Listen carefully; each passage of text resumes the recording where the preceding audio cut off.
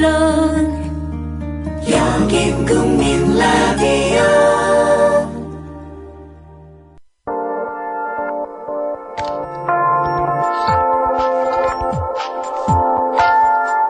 지금 여러분께서는 정치평론가 이강윤이 진행하는 국민라디오 시사 프로그램 이강윤의 오늘과 함께하고 계십니다. 계속해서 오늘의 경제 쟁점을 짚어봅니다.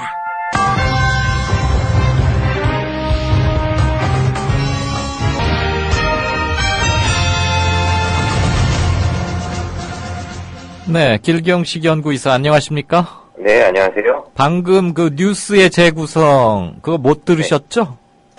들었습니다. 조금 들었나요? 인사청문회 하는데 나온 것 같아요. 벽창호 선생님의 말씀 잘 들었죠? 일루수가 누구야? 그런 웹툰 아세요? 혹시 보신 적 있으세요? 그건 못 봤네요, 제가. 저 봤는데요. 그거 되게 재밌어요.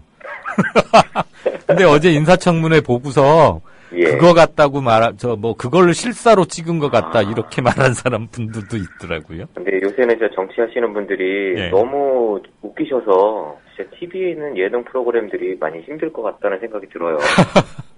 너무 하시는 것 같아요. 개콘 팀이 지금 비상이 걸렸답니다.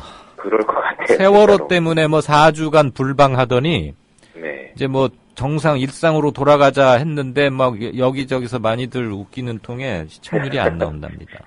네. 오늘 한국은행이 기준금리 동결했어요. 10넉 달째 연속인데 어떻게 된 겁니까? 왜 그런답니까?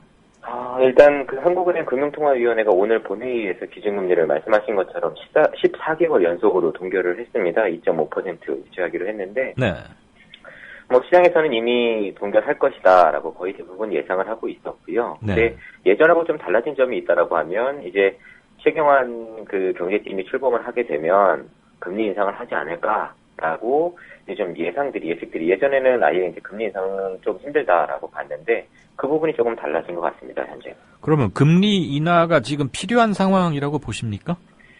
딱 금리가 어느 수준이 이게 또 정답이다라는 것은 솔직히 없습니다. 그러니까 이 금리의 결정이란 건 결국 경제 전반적인 상황하고 비교해 봤을 때 어느 수준이 이제 적절한 수준이다라는 게 결정이 되기 때문에 그때그때 경제 상황에 따라 다르거든요. 근데 이걸 좀 이해하기 쉽게 설명을 드리면 금리라는 건 쉽게 말하면 돈의 가격입니다. 그렇죠. 그 시장 안에서 돈의 가격을 이야기하는데 만약에 실물 경제 시장 안에서 사람들이 돈을 잘 벌 수 있는 수익률이 10% 이상 되는 이런 사업 기회들이 많이 있다라고 하면 돈의 가격, 금리는 올라갑니다. 왜냐하면 돈만 있으면 돈을 벌 수 있는 기회가 많으니까 사람들이 너도 나도 돈을 빌리려고 할 거고 그 금리가 당연히 올라가겠죠.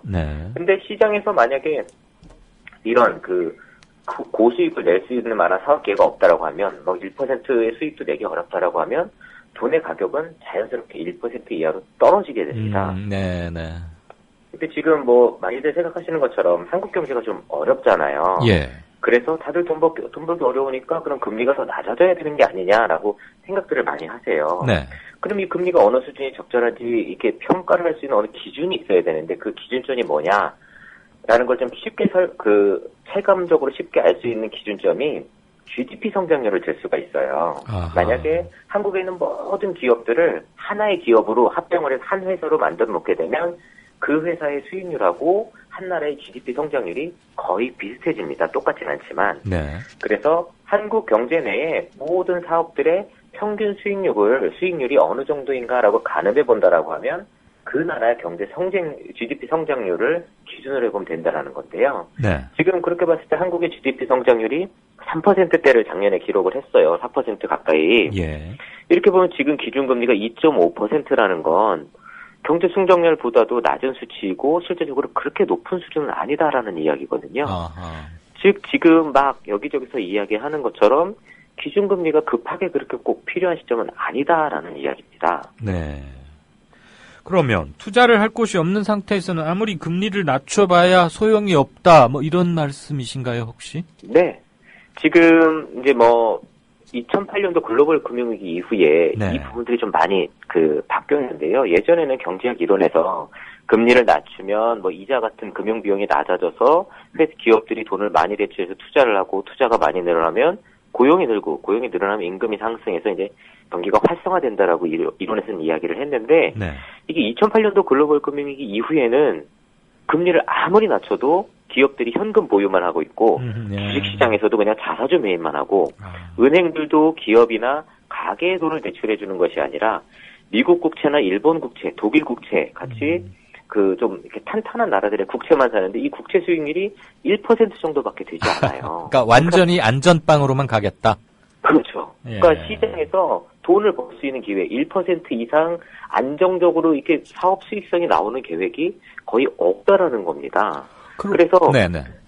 경제학 이론에서 아까 네. 앞에서 설명드린 금리를 낮췄을 때 수익이 올라가는 그 모델은 일단 기본적인 전제가 어떤 전제가 있냐면 시장에 양질의 투자 기회가 무수히 많다라는 전제가 있습니다. 네. 돈만 있으면 돈을 벌 수 있다는 그런 전제가 있는데 실제 시장에서 만약에 이런 양질의 사업 투자 기회가 실제적으로 존재를 하지 않는다라고 하면 네. 이론 자체가 제대로 작동을 할 수가 없게 되는 거고 그렇겠네요. 2008년도 글로벌 금융위기 이후 주요 선진국 그리고 우리나라의 그 경제 문제가 이런 문제들이 있었기 때문에 금리 정책이 제대로 작동이 되지 않았던 거고 그래서 그 국가들이 빚만 늘어나고 경제 성장은 되지 않아서 이중고에 빠지는 지금 문제에 봉착해 있거든요. 그러면 말이에요, 기리사님. 네. 그 오늘 정부가 저 하반기 경제 성장률 낮춰 잡았잖아요. 네네. 자신 없다 뭐 이런 뜻 같은데 이게 네. 지금 쭉 설명해주고 계시는 금리 인하 요거하고도 좀 네. 관련되는 거 아닙니까? 이게 뭐 어떻게 보면 일종의 패턴 같은 건데요. 네. 작년에도 똑같은 패턴으로 진행이 됐어요. 현안성 부총리가 연초에 갑자기 이제 예전처럼 기대 성장률을 마치 예상 성장률인 것처럼 발표하지 않겠다라고 하면서 올해는 이게 좀 낮춰졌겠다. 갑자기 이야기를 해가지고 정부가 바뀐 건가 했는데 나중에 보니까 경제 성장률을 낮춰 잡으면서 그 핑계로 결국에 이제 추경 예산을 편성을 하고 한국은행한테도 정책 공유하라라고 윽박 지르면서 기준금리까지 인하를 했거든요. 네. 그래서 아마 올해도 이렇게 기준금리를 하향 조정하면서 추경도 여차하면 편성을 하고 한국은행에도 금리를 내리라고 압박을 해서 좀 그런 정책을 시행하려고 하는 것 같은데 네. 궁극적인 목적은 자산시장의 가격 부양입니다. 부동산이든 주식시장이든. 알겠습니다. 네. 다음 얘기는 다음 주 화요일 날 이제 우리 뵙는 거죠? 네. 네. 그때 속강하도록 하겠습니다. 고맙습니다. 네. 감사합니다. 지금까지 김광수 경제연구소의 길경식 이사였습니다. 국민라디오 지지하는 4가지 방법 아시나요? 다운로드하기, 별점 주기, 댓글 달기, 구독하기. 국민라디오를 보다 많은 이들에게 전할 수 있는 가장 손쉬운 방법. 다운로드하기, 별점 주기, 댓글 달기, 구독하기. 잊지 마세요. 다운로드하기, 별점 주기, 댓글 달기, 구독하기.